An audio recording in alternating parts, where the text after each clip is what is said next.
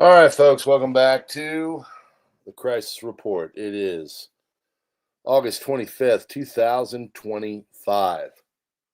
This one is entitled The Department of War because basically Trump been talking to Hegseth as they were meeting with the South Korean leader, came up with the idea that maybe they should revert back to the original name of the Department of Defense back when World War II, which was the Department of War, which technically is what they do. So, yeah, might work well.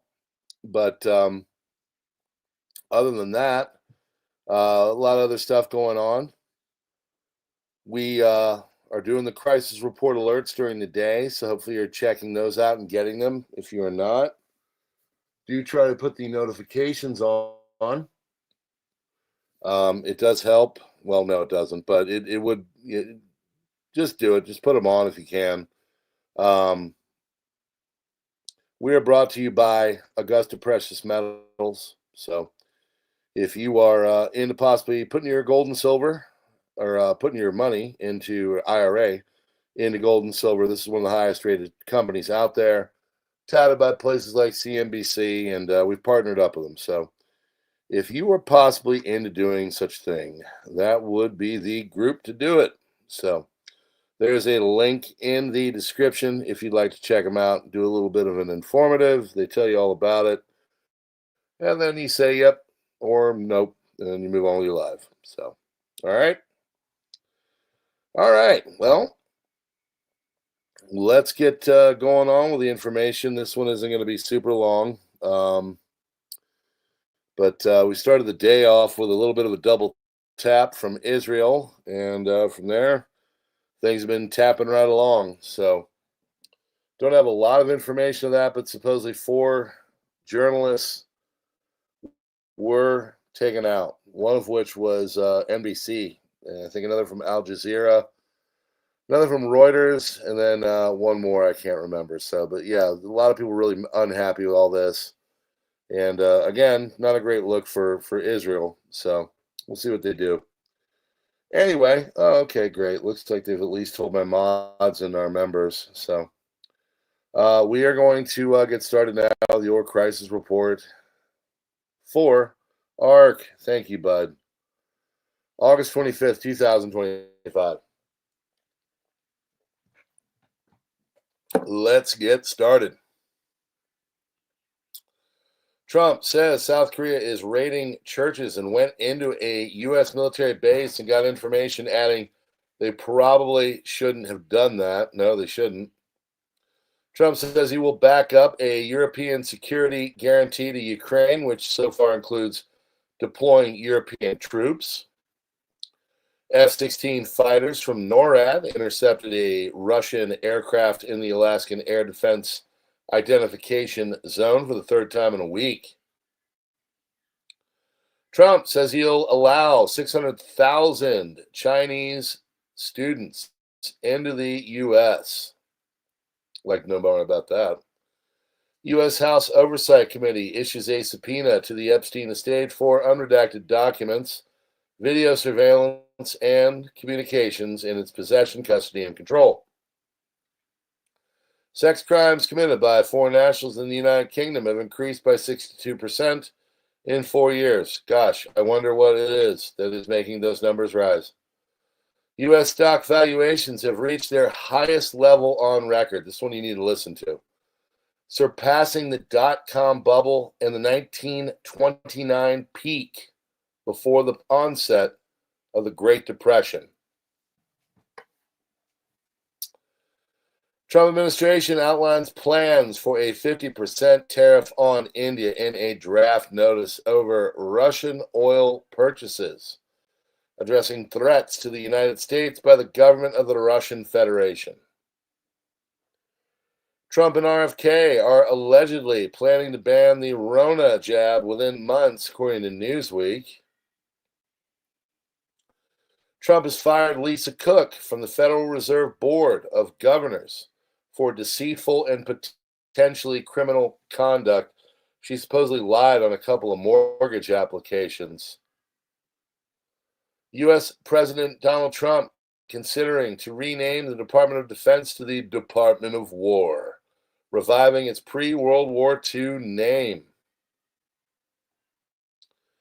United States President Donald Trump accuses the new pro-China president of South Korea, Lee Jae-myung, of persecuting Christians and being anti-American, even invading a United States Korean military base. Quote, I heard that there were raids on churches over the last few days by the new government in South Korea, that they even went into our military bases and got information. I'll be finding out. We won't stand for that, he said. Trump is referring to the raids against the Unification Church by the new South Korean government amidst the lawfare against the deposed former President Yoon's wife, former First Lady Kim Kyung Lee, or he. Should be noted that although Yoon is a Roman Catholic, the Unification Church has a huge influence on his party's base. So, yeah. POTUS on the incoming crackdown on Chicago says Chicago desperately needs help. Just look at the crime statistics. He's not wrong.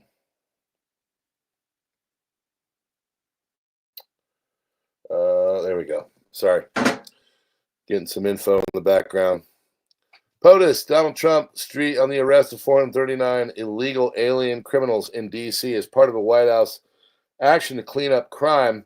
Says what you're doing here is going to have a ripple effect in Miami, in Chicago, and other cities because you're grabbing those networks and giving us information. Deputy Chief of Staff Stephen Miller on the D.C. crackdown says it is a literal statement that POTUS has freed 700,000 people in the city who were living under the rule of criminal thugs, kind of referring to the population of D.C. Pretty interesting. United States President Trump says he wants global denuclearization talks with Russian Federation and People's Republic of China. Quote, one of the things we're trying to do with Russia and China is denuclearization. We can't let nuclear weapons proliferate. We have to stop nuclear weapons. The power is too great.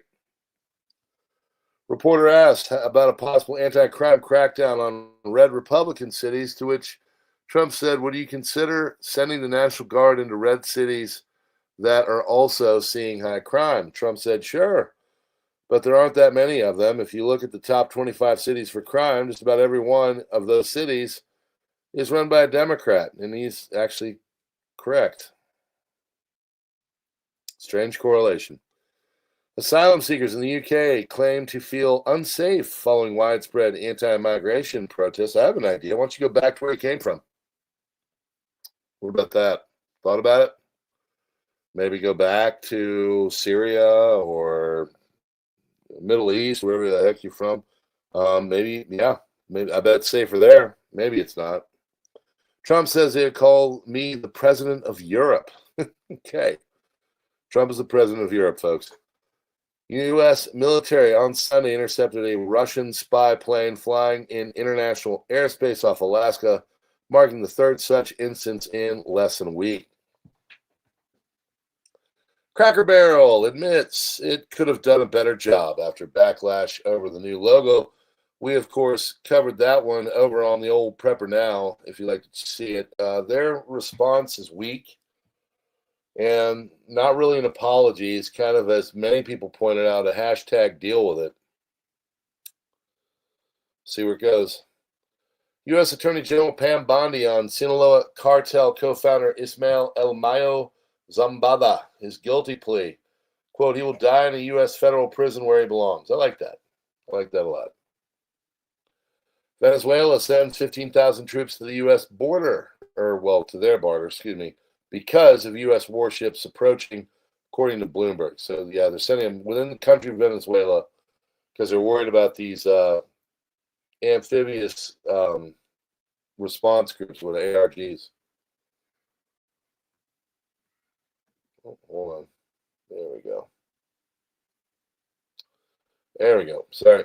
Israel, their media and soldiers say it was approved by top brass to target the journalists and medical workers today at the hospital, according to Channel 14. The strike was coordinated, senior command, and they knew before it was carried out. So we'll see what happens with that, but that's going to anger some people.